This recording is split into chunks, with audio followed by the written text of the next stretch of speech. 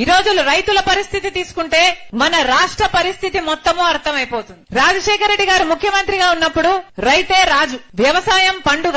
రాజశేఖర రెడ్డి గారు ముఖ్యమంత్రిగా ఉన్నప్పుడు ఇన్పుట్ సబ్సిడీ ఇచ్చారు, విత్తనాల మీద సబ్సిడీ ఇచ్చారు, ఎరువుల మీద సబ్సిడీ ఇచ్చారు, పంట నష్టపోతే పంట నష్టపరిహారం ఇచ్చాడు, పంట బీమా ఉండే, అద్భుతంగా రుణమాఫీ కూడా చేశాడు. ఇలా ఒక రకంగా కాదు, రెండు రకాలు కాదు, ప్రతి విషయంలోనూ అసలు పెట్టుబడి ధర తగ్గించాడు, రాబడిని పెంచాడు. ప్రతి విషయంలో రైతులకు అండగా నిలబడ్డారు. కాబట్టే ఆ రోజు వ్యవసాయం పండుగ అయింది. కానీ ఈ రోజు ఇప్పుడు జగనన్న గారి ప్రభుత్వంలో కనీసం గిట్టుబాటు ధర వస్తుందా అంటే ఒక చోట కూడా, ఒక రచ్చబండలో కూడా ఒక రైతు కూడా అమ్మా మేము బాగుపడుతున్నాము, మాకు గిట్టుబాటు ధర వస్తుంది, వ్యవసాయం బాగుంది, మేము డబ్బులు చేసుకుంటున్నాము అన్న రైతు రేనేలేడు. ఎక్కడికి వెళ్లినా కూడా అసలు అన్నా అప్పు లేని రైతు ఉన్నాడా ఈ రోజు అంటే లేడు. మొత్తం రైతులందరూ అప్పుల పాలైపోయారు. ఈ రోజు వ్యవసాయం పండుగ కాదు, ఈ రోజు వ్యవసాయం దండగ. జగనన్న గారంటే నాకేం దేశం లేదు, నా రక్తమే.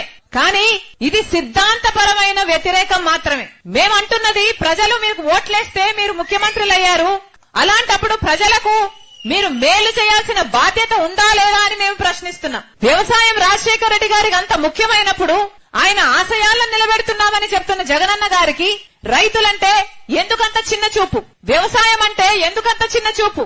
ఈ రోజు రైతుకు కనీసం పంట పండిస్తే గిట్టుబాటు ధర లేదు అంటే ఇంకా రైతుకు మీరు ఏమి గౌరవం ఇచ్చినట్టు అని అడుగుతున్నాం. అంతెందుకు రాజశేఖర రెడ్డి గారు జలయజ్ఞంలో వ్యవసాయానికి పెద్దపీట వేశాడు. జలయజ్ఞంలో రాజశేఖర రెడ్డి గారు ఎన్నో ప్రాజెక్టులను చేపడితే 54 ప్రాజెక్టులను చేపడితే 12 ప్రాజెక్టులు ఆయనే పూర్తి చేస్తే 42 ప్రాజెక్టులు మిగిలిపోతే ఆ రోజు జగనన్న గారు చెప్పిన మాట, రాజశేఖర రెడ్డి గారు దివంగత మహానేత రాజశేఖర రెడ్డి గారు తలపెట్టిన అన్ని ప్రాజెక్టులను నేను పూర్తి చేస్తానని చెప్పిన జగనన్న గారు మళ్ళీ ఒక ప్రాజెక్టును కూడా ముట్టుకోలేదు. రాజశేఖర రెడ్డి గారు ఏ ప్రాజెక్టుల పనులు చేసి వెళ్లారో ఆ తర్వాత మళ్ళా తట్టెడు మట్టి కూడా ఎత్తిపోసిన పాపాన పోలేదు.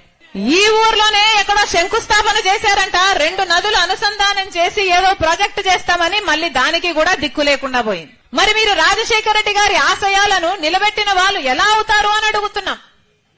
అన్నా నేను ఒక మాట అడుగుతా, రాజశేఖర రెడ్డి గారు కాంగ్రెస్ పార్టీలో నాయకుడిగా ఉన్నాడు. రాజశేఖర రెడ్డి గారికి కాంగ్రెస్ పార్టీ 2 సార్లు ముఖ్యమంత్రి అయ్యే అవకాశం ఇచ్చింది. రాజశేఖర రెడ్డి గారు చనిపోయిన తర్వాత మనం ఏ రాజశేఖర రెడ్డి గారి పేరుని ఎఫ్ఐఆర్ లో కాంగ్రెస్ పార్టీ చేర్చింది అని అనుకున్నామో అది అబద్ధమని నా గుండె నమ్ముతుంది, నా మనసు నమ్ముతుంది. కాబట్టే ఈ రోజు కాంగ్రెస్ పార్టీలో చేరాను. నేను సోనియా గాంధీ గారిని, రాహుల్ గాంధీ గారిని పర్సనల్ గా కలిశాను. వాళ్ళు నన్ను పిలిచి కూర్చోబెట్టి నాకు చెప్పిన విషయం, తల్లి మేము రాజశేఖర రెడ్డి గారి పేరును ఎఫ్ఐఆర్ లో చేర్చలేదు, మాకు విషయం తెలియనే తెలియదు.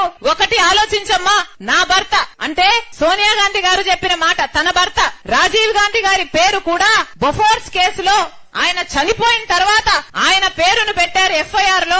నాకు ఆ బాధ తెలుసు, నాకు ఎంత బాధగా ఉన్నిందో నేనే చెప్పగలను. అలాంటి విషయంలో నేను రాజశేఖర రెడ్డి గారి పేరుని ఎఫ్ఐఆర్ లో చేర్చాను అంటే నువ్వు ఎలా నమ్మావమ్మా అని ఆ రోజు నాతో అన్నమాట. మాకు నిజంగానే తెలియకుండా జరిగిన విషయము, ఇది పొరపాటే తప్ప మాకు తెలిసి చేసిన తప్పు కాదు తల్లి అని వాళ్ళిద్దరూ నాకు చెప్పడం జరిగింది. అంతేకాదు రాజశేఖర రెడ్డి గారు ఎంత గొప్ప మనిషో, రాజశేఖర రెడ్డి గారి మనసేమిటో, రాజశేఖర రెడ్డి గారు ఎంత నమ్మకంగా వాళ్ళకున్నాడో, రాజశేఖర రెడ్డి గారు ఉండుంటే వాళ్ళకి ఎంత బలమై ఉండో, ఇవన్నీ రాజశేఖర రెడ్డి గారు నా కళ్ళ ముందరనే ఆకాశానికి ఎత్తేశారు. అంత గౌరవం ఉంది వాళ్ళకి రాజశేఖర రెడ్డి గారి మీద. అందుకనే ఈ రోజు రాజశేఖర రెడ్డి బిడ్డ కాంగ్రెస్ పార్టీలో మళ్లీ అడుగుపెట్టింది.